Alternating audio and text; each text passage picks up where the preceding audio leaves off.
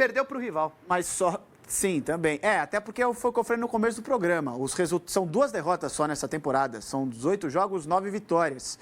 Então é isso. A derrota para o Corinthians é o que toca mais na cabeça do torcedor. E o Paulinho ainda nem estreou. Mas só que essas vitórias, foram 7 empates também, só que essas vitórias já demonstrou alguma coisa pro torcedor palmeirense, tirando esses novos reforços, esses últimos 5, 6 jogos que de fato mudou bastante. Gente, o Maurício começou bem no começo do ano e se machucou. É o seguinte, o Abel ele tentou de alguma forma colocar na cabeça das pessoas no comecinho do Campeonato Paulista, quando ele falou o seguinte: esse campeonato talvez seja mais importante para Santos e Corinthians. Lembram dessa declaração? Sim. Ele tentou ali colocar de alguma forma na cabeça das pessoas que, o Campeonato Paulista vai servir para a gente começar uma reformulação no Palmeiras. Porém, os reforços não chegaram no período em que ele queria.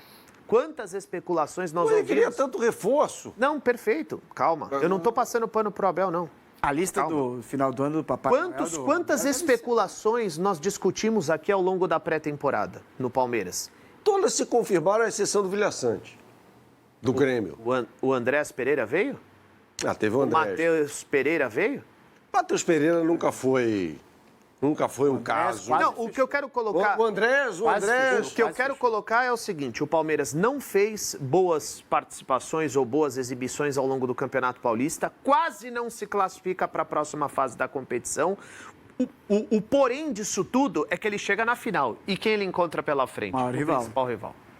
Então, a ideia de usar o Campeonato Paulista, tinha que usar mesmo o Campeonato Paulista como pré-temporada, porque o calendário do Palmeiras vai ser diferente das outras equipes, como o calendário do Flamengo, do Botafogo. Ele tinha que usar esse período de preparação para um novo time.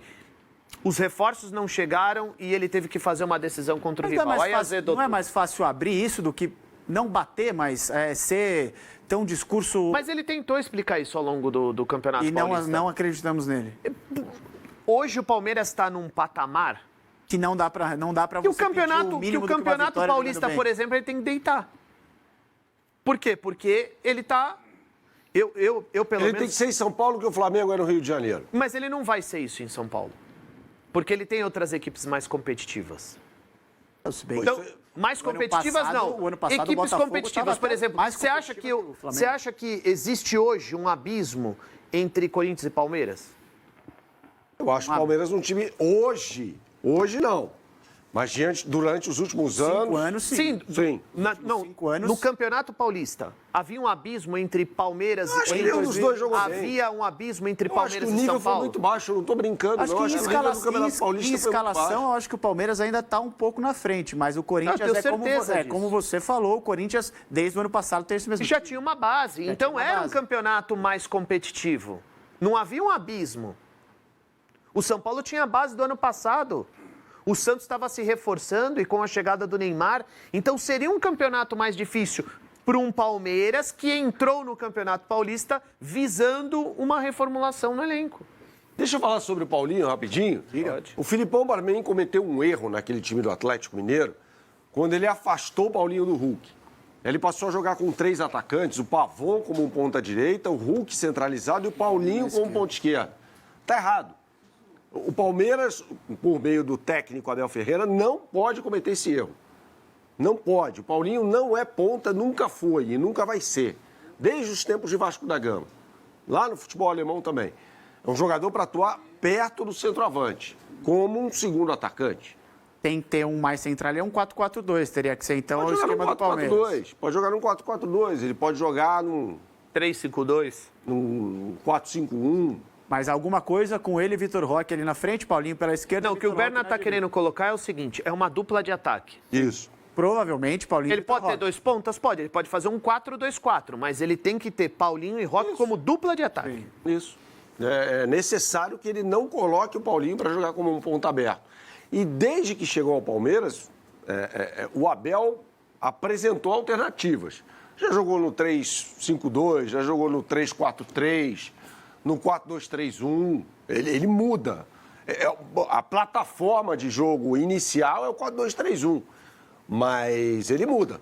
De acordo com o adversário, foi o que aconteceu ontem na partida contra o Sporting Cristal. E ele também muda Ele também usa 3 zagueiros no clássico contra o Corinthians pela primeira fase do Sim, Campeonato então, Paulista. foi o empate por 1-1, ele jogou com 3 E zagueiros. eu acho que isso frustrou bastante o torcedor. E eu falei aqui no programa, não sei se você vai lembrar, Berna.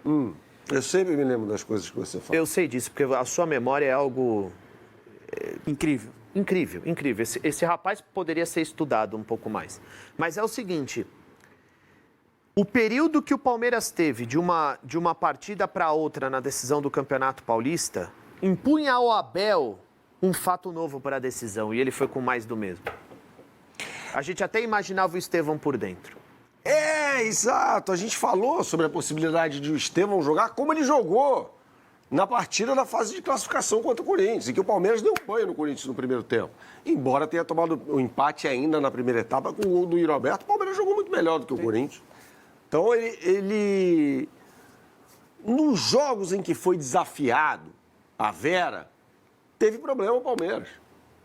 Mesmo naquele jogo contra o Mirassol, quando o Palmeiras vence por 3-2 e obtém a classificação, o Palmeiras tomou 2 gols, cara.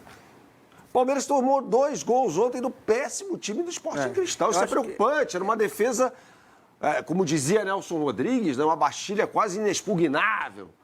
Mas são 2 gols, não, obviamente que não um acaso, mas é difícil acontecer um gol daquele em uma partida isolada. Agora, 2 praticamente iguais, de uma forma...